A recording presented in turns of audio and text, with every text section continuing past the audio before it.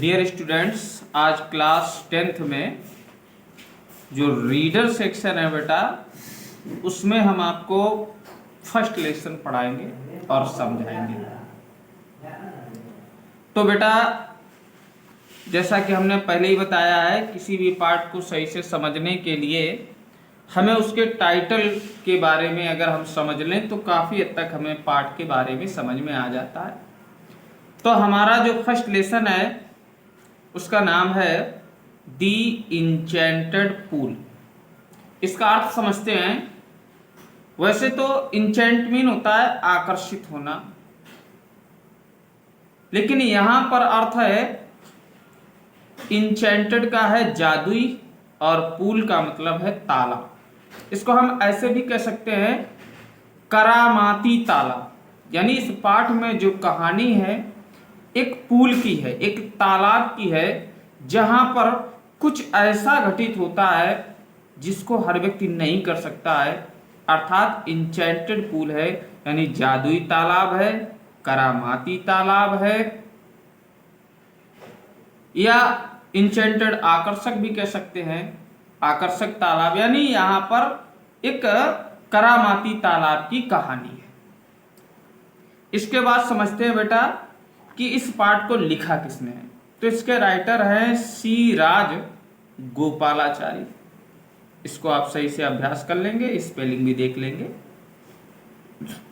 थोड़ा बहुत बेटा इस पाठ के बारे में जानने की कोशिश करते हैं, समझते हैं। चूंकि हमारे सामने एक पैसेज आता है और उसके नीचे कुछ क्वेश्चंस होते हैं, और पैसेज पढ़ करके हमें उन क्वेश्चन के आंसर्स निकालने होते हैं। इसमें हमें पार्ट के अकॉर्डिंग 25 वर्ड्स में शॉर्ट आंसर भी राइट करने होते हैं, 60 वर्ड्स में लॉन्ग आंसर भी राइट करना होता है। तो ये सब लिखने के लिए पार्ट समझना हमारे लिए बहुत आवश्यक है बेटा। तो दी इंचेंटेड पूल यानी जादुई तालाब, इस पाठ में जो कहानी है बेटा, इसमें कहानी महाभारत की है। महाभारत के दो पक्ष बड़ा ही फेमस हैं, पांडव पक्ष और कौरव पक्ष, जो कि एक नीत पर था, दूसरा अनीत पर था। यानी कौरव पक्ष का जो लीडर था उसका नाम था दुर्योधन, और दुर्योधन की ये सोच थी कि वह राज्य का बंटवारा नहीं करेगा, पूरे राज्य पर ही अपना राज्य करेगा, या पूरे राज्य के सिंहासन पर खुद ही आसीन होगा। और जो पांडव पक्ष था वो आधे के हिस्सेदार थे। तो इसीलिए इनमें आपस में लड़ाई हुआ करती थी। पांडव पक्ष चाहता था कि मेरा जितना हक है मुझे मिल जाए, लेकिन कौरव पक्ष का जो लीडर था वो उनका अधिकार देने के लिए तैयार नहीं था। तो जो दुर्योधन थे वो हमेशा एक ऐसी नीति अपनाते थे जिसके माध्यम से पांडवों का विनाश हो जाए। तो एक बार उन्होंने क्या किया, पांडव में 5 लोग थे, युधिष्ठिर, भीम, अर्जुन, नकुल, सहदेव, जो कि राजा पांडु के पुत्र थे। तो दुर्योधन ने क्या किया, एक बार चालाकी से इनको वनवास भेज दिया। तो कहानी में ये बताया जाता है कि जब युधिष्ठिर अपने भाइयों के साथ अपने समय को वनवास में बिता रहे थे, तो एक दिन इन्हें बहुत जोर की प्यास लगी। जब ये प्यास को सहन न कर सके तो इन्होंने बारी बारी से 1 बाय 1 एक एक करके अपने भाइयों को जंगल में पानी लेने के लिए भेजा, लेकिन इनका कोई भी भाई वापस नहीं आया। तो युधिष्ठिर भी अपने भाइयों की तलाश में चल दिए उसी दिशा में जिस तरफ उनके भाई गए थे। चलते चलते ये एक तालाब के किनारे पहुंचे और उन्होंने देखा इनके भाई वहां पर मरे पड़े हुए। युधिष्ठिर बहुत दुखी हुए, रोने लगे, भगवान देवताओं को भी बुरा भला कहने लगे, और अंत में फिर इन्होंने भी विचार किया पानी पीने का, चूंकि ये पहले से ही प्यासे थे। तो जो ही तालाब के किनारे पानी पीने के लिए गए, एक अदृश्य आवाज ने वार्नेड हिम युधिष्ठिर को चेतावनी दी to answer his questions before taking water. उस आवाज ने कहा कि इस तालाब से पानी लेने से पहले मेरे प्रश्नों के उत्तर दो। युधिष्ठिर समझदार थे, तो वो समझ गए कि मुझसे ऐसा कहने वाला यक्ष के अलावा और कोई नहीं हो सकता, और उन्होंने अनुमान भी लगा लिया कि यदि हम किसी तरीके से इसे प्रसन्न कर दें तो संभवतः यह मेरे भाइयों को जीवित भी कर सकता है। तो वो यक्ष के प्रश्नों के उत्तर देने के लिए तैयार हो गए और उन्होंने उस बिना शरीर की आवाज से कहा, प्लीज आस्क योर क्वेश्चंस, कृपया अपने प्रश्न पूछो। तो उस आवाज ने युधिष्ठिर से विभिन्न प्रश्न पूछे, जैसे कि खतरे से व्यक्ति को क्या बचाता है, हवा से तेज क्या चलता है, वो क्या चीज है जिसको त्यागने से मनुष्य सबका प्यारा हो जाता है, वो कौन सी स्थिति है जो हमें सुख से दूर रखती है जिसके कारण हमें दुख ही प्राप्त होता है, संसार का सबसे बड़ा आश्चर्य क्या है, व्यक्ति श्रेष्ठ कैसे बनता है। अनेक प्रश्न पूछे और युधिष्ठिर ने सभी प्रश्नों के उत्तर बड़ी ही बुद्धिमानी पूर्वक दिए। इसके बाद क्या हुआ बेटा कि उस आवाज ने खुश होकर के युधिष्ठिर से कहा कि अब मैं तुम्हारे मरे हुए भाइयों में से एक भाई को जीवित कर सकता हूं, आप किसको जीवित कराना चाहते हो। तो इस बार युधिष्ठिर को सोचने में थोड़ा समय लगा और इसके बाद इन्होंने नकुल का नाम लिया। तो जब नकुल का नाम लिया तो उस आवाज को बड़ा ही आश्चर्य हुआ और उसने कारण पूछा। तो युधिष्ठिर ने बताया कि मेरे पिता की 2 पत्नियां थी, कुंती और माद्री। कुंती के 3 पुत्र थे, यानी मैं, भीम और अर्जुन। माद्री के 2 पुत्र थे, नकुल और सहदेव। और चूंकि मैं धर्म का अनुयायी हूं तो धर्म ये कहता है कि अगर कुंती का एक पुत्र जीवित है तो माद्री का भी एक पुत्र जीवित होना चाहिए। इसलिए मैं आपसे प्रार्थना करता हूं कि आप माद्री के पुत्र नकुल को जीवित कर दें। इस बात को सुनकर के, यानी युधिष्ठिर की निष्कपटता को देख करके यक्ष बहुत प्रसन्न हुआ और उसने युधिष्ठिर के सभी भाइयों को जीवित कर दिया। अंत में बताया जाता है बेटा कि ये यक्ष थे कौन।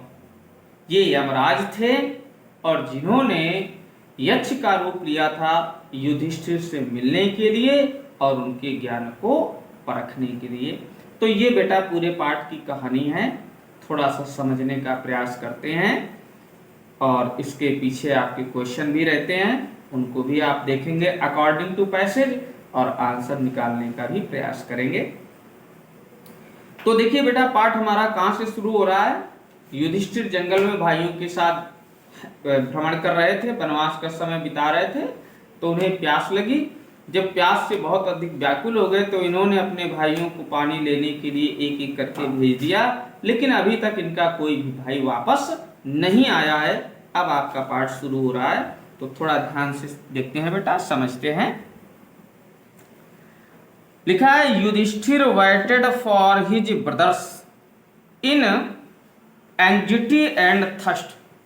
युधिष्ठिर ने वेटेड इंतजार किया हिज ब्रदर्स अपने भाइयों का, और जब इंतजार कर रहे हैं तो उनकी उस समय स्थिति क्या है, एंग्जाइटी चिंतित हैं और थर्स्ट प्यासे हैं। यानी युधिष्ठिर चिंता में हैं और बहुत अधिक प्यासे हैं, लेकिन इनके भाई अभी तक वापस नहीं आए हुए हैं, इसलिए वेटेड इन्होंने इंतजार किया उनका।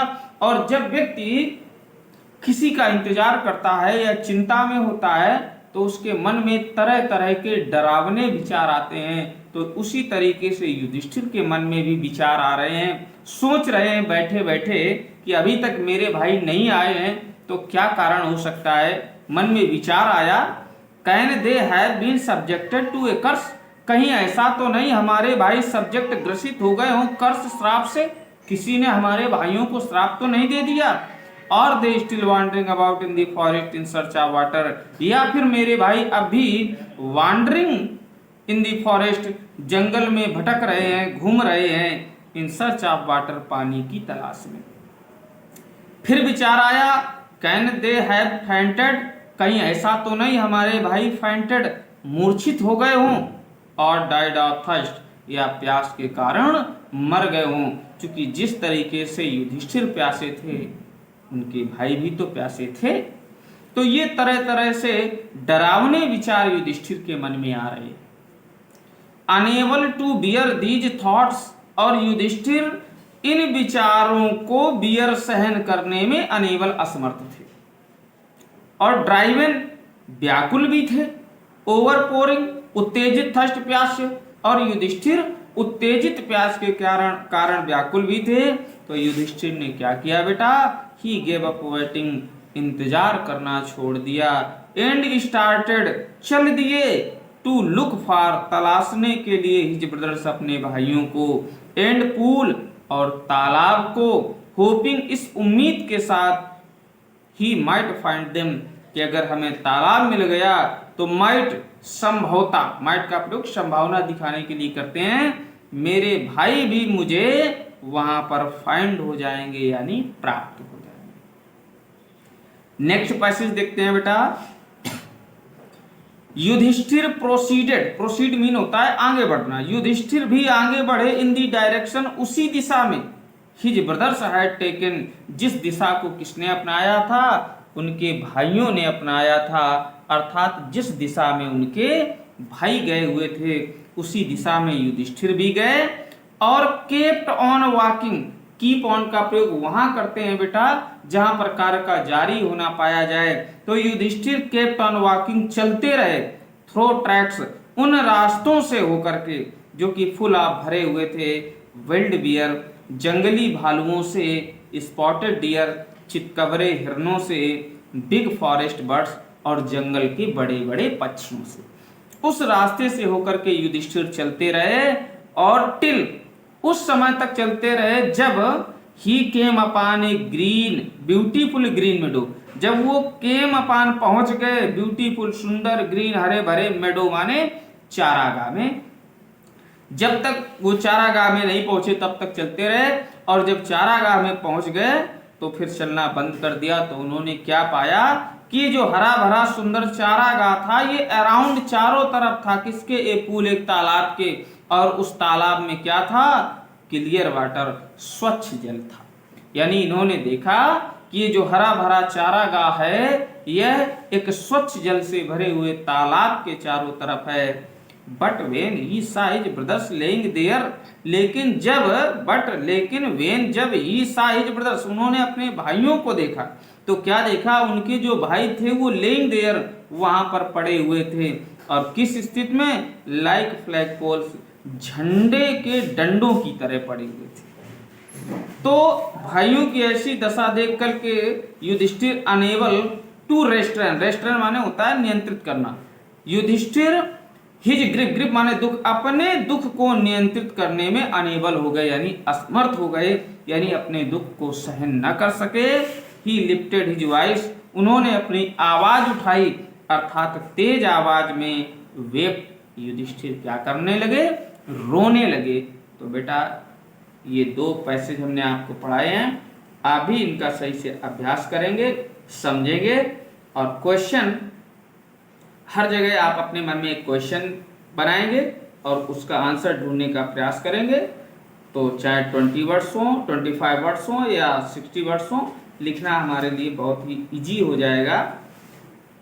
जैसे कि प्रश्न आता है कि युधिष्ठिर जिन रास्तों से जा रहे थे वो किससे भरे हुए थे, तो आपने पढ़ा था wild bear, spotted deer, big forest, है ना। ऐसे प्रश्न बनाना है हमें। युधिष्ठिर के मन में कौन से चिंताजनक विचार आए थे, तो उन्होंने सोचा था कहीं उनके भाई किसी श्राप से ग्रसित तो नहीं हो गए हैं, या जंगल में अभी भटक रहे हैं, या फिर फाइंटेड, मूर्छित हो गए, डाइड ऑफ थर्स्ट। ऐसे अपने आप से जब प्रश्न पूछते हुए हम तैयारी करेंगे तो लेसन बहुत ही ईजी हो जाएगा। तो इसका आप बेटा सही से अभ्यास करें।